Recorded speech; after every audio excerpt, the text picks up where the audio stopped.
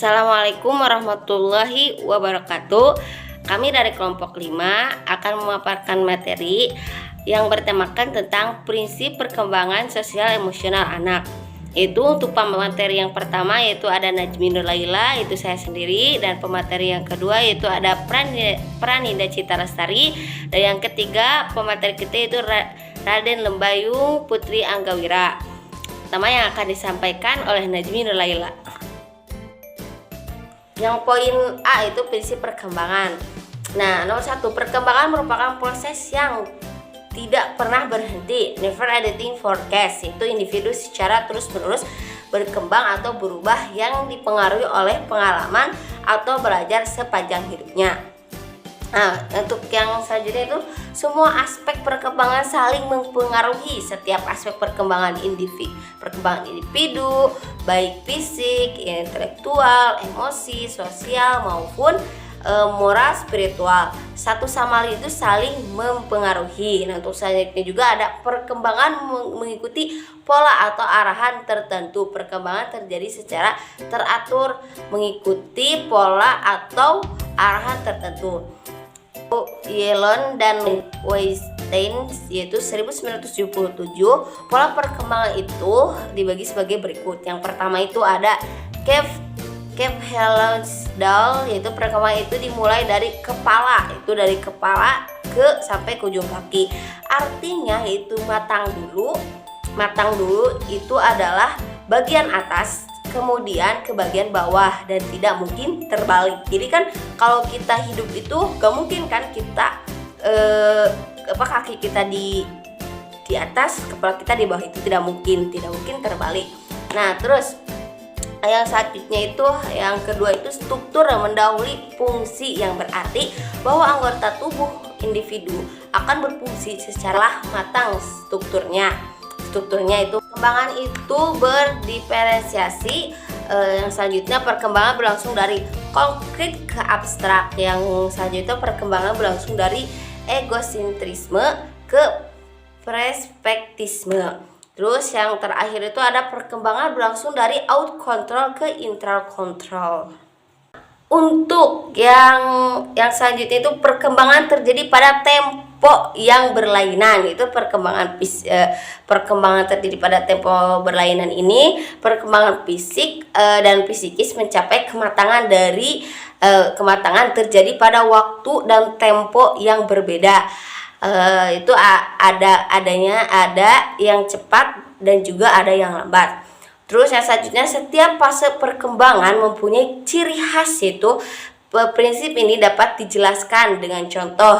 1 yaitu ada sampai usia 2 tahun anak memusatkan perhatiannya untuk menguasai gerak-gerik fisik dan belajar berbicara, itu pada usia 2 tahun. Nah, untuk yang nomor 2 contohnya itu pada usia 3-6 tahun perkembangan dipusatkan untuk menjadi manusia sosial, yaitu si anak itu bermanusia sosial atau anak itu belajar bergaul dengan orang lain. Atau contohnya itu anak dipertemukan ketika anak bertemu dengan satu anak lainnya, maka anak akan bersosialisasi, yaitu mereka akan memperkenalkan diri mereka atau mereka akan saling memperhatikan. Nah, dari situ mereka bisa melihat gitu bagaimana bertingkah laku untuk memperkenalkan diri atau bersosialisasi dengan temannya itu. Nah, untuk setiap individu yang normal dan mengalami tahap atau fase perkembangan, prinsip ini berarti dalam menjalankan kehidupan yang normal dan berusia panjang, individu akan mengalami fase perkembangan, itu dari masa konsepsi, dari si anak itu dari dalam lahir, konsepsi itu dari dalam kandungan, dari dalam kandungan orang tuanya, terus dia lahir sebagai bayi. Nah, dari bayi itu dia bertumbuh menjadi kanak-kanak yang ceria. Nah, dari kanak-kanak itu dia akan selanjutnya itu jadi anak gitu, terus anak remaja dan dewasa seperti yang sewajarnya. Terus tahap perkembangan manusia itu dijelaskan dalam surat Al-Hajj ayat 5. Mungkin pemaparan dari saya cukup sekian. Nah, untuk pemaparan selanjutnya akan dilanjutkan oleh pemateri kedua, yaitu Saudari Prandinda Cita Lestari. Waktu sudah tepat, kami persilahkan. Perkembangan anak usia dini. Ada 10 prinsip perkembangan yang akan digunakan sebagai acuan dalam mengetahui perkembangan anak. Prinsip pertama yaitu bahwa perkembangan menyangkut perubahan. Tujuan perkembangan tersebut ada realisasi diri atau pencapaian kemampuan bawaan. Prinsip kedua yaitu perkembangan adalah bahwa perkembangan awal lebih penting daripada perkembangan selanjutnya karena dasar awal sangat dipengaruhi oleh proses belajar dan pengalaman. Prinsip ketiga yaitu perkembangan menekankan kenyataan bahwa perkembangan timbul dari interaksi kematangan dan belajar dengan kematangan yang menetapkan batas perkembangan bagi perkembangan. Prinsip keempat, perkembangan adalah bahwa pola perkembangan dapat diramalkan walaupun pola yang dapat diramalkan ini dapat diperlambat atau dipercepat oleh kondisi lingkungan di masa pralahir dan pasca lahir. Prinsip kelima, perkembangan mempunyai karakteristik tertentu yang dapat diramalkan. Prinsip keenam, perkembangan bahwa terdapat perbedaan individu dalam perkembangan yang sebagian karena pengaruh bawaan dan sebagian karena kondisi lingkungan. Prinsip ketujuh, perkembangan adalah bahwa terdapat periode dalam pola perkembangan yang disebut pola pralahir, masa neonatus, masa bayi, masa kanak-kanak awal, akhir masa kanak-kanak, dan masa puber. Prinsip ke-8, perkembangan adanya harapan sosial untuk setiap periode perkembangan. Prinsip ke-9 adalah bahwa setiap bidang perkembangan mengandung kemungkinan bahaya baik fisik maupun psikologis yang dapat mengubah pola perkembangan. Yang ke-10 atau prinsip ke-10 yaitu bahwa kebahagiaan bervariasi pada berbagai periode dalam pola perkembangan. Yang ke-7 yaitu anak adalah pembelajar aktif yang berusaha membangun pemahamannya sendiri tentang lingkungan sekitar dari pengalaman fisik, sosial, dan pengetahuan yang diperolehnya. Yang ke-8 yaitu perkembangan dan belajar merupakan interaksi kematangan biologis dan lingkungan, baik lingkungan fisik maupun lingkungan sosial. Yang ke-9 yaitu bermain merupakan sarana penting bagi perkembangan sosial, emosional, dan kognitif anak, serta menggambarkan perkembangan anak.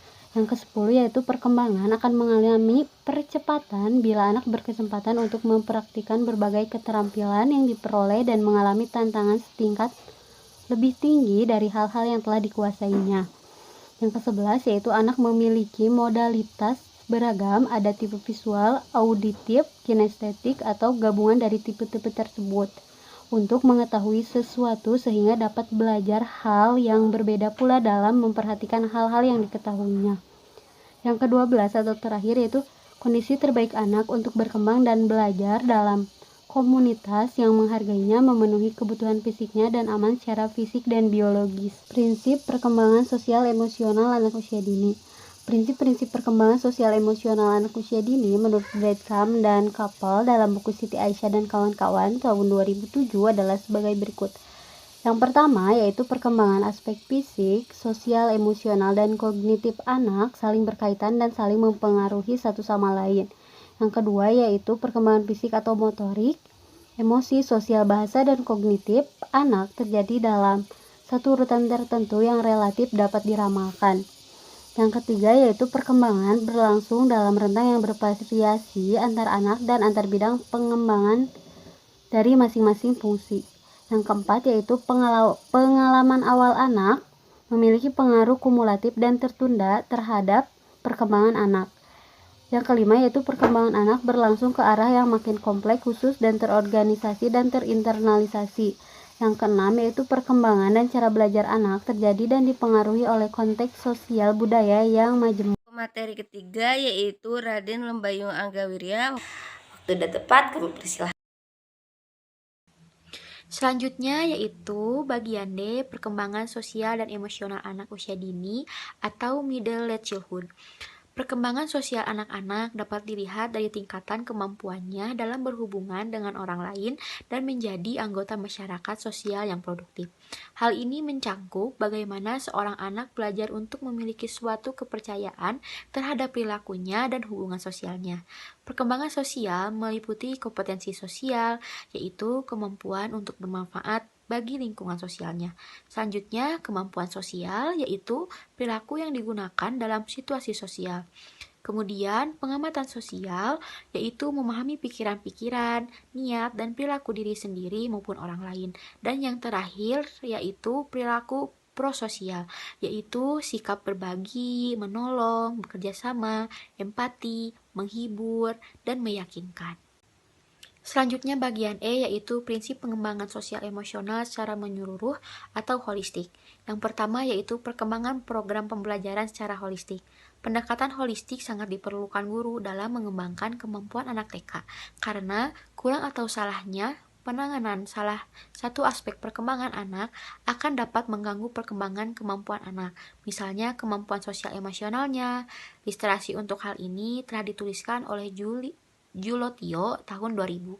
Yang kedua yaitu batasan landasan holistik dalam perkembangan sosial emosional anak. Untuk menggunakan landasan holistik dalam memfasilitasi dan membantu perkembangan anak, baik secara umum maupun secara khusus, kita perlu mempelajari batasan operasional dalam pengembangan sosial emosional pada anak TK. Selanjutnya, yang ketiga yaitu implikasi pendekatan holistik untuk pengembangan sosial emosional anak dalam pembelajaran TK. Holistik pengembangan pendidikan atau pembelajaran dianggap berkualitas jika dalam memfasilitasinya dilakukan secara total atau menyeluruh dengan memperhatikan aspek-aspek berikut. Yang pertama yaitu belajar sesuai kematangan anak. Yang kedua, terpenuhi kebutuhan fisik dan psikologis. Yang ketiga, lingkungan fisik, psikologis, dan budaya. Yang keempat, kegiatan merangsang seluruh indera dan daya belajar anak. Yang kelima, anak belajar melalui kombinasi pengalaman. Yang keenam, strategi kegiatan melalui pengalaman langsung. Selanjutnya, suasana menyenangkan dan bersahabat. Kemudian yang terakhir, lebih menekankan pada belajar pengembangan kemampuan anak. Selanjutnya yaitu yang keempat, pengembangan sosial emosional anak berlandasan pendekatan holistik. Syumsyu Yusuf tahun 2000 menyatakan jika orang tua atau guru ingin mengembangkan keterampilan sosial yang didukung oleh pengendalian emosi yang wajar pada anak usia dini TK secara holistik.